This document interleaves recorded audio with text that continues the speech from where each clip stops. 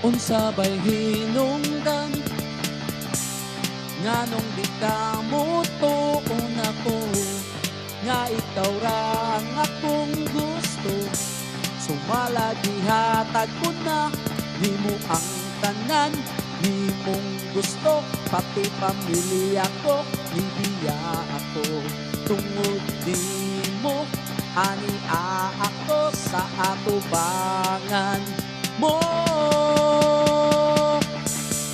Ikaw ra gyud ang akong gusto, bisag ingon ana ang porma mo. Ikaw ra gyud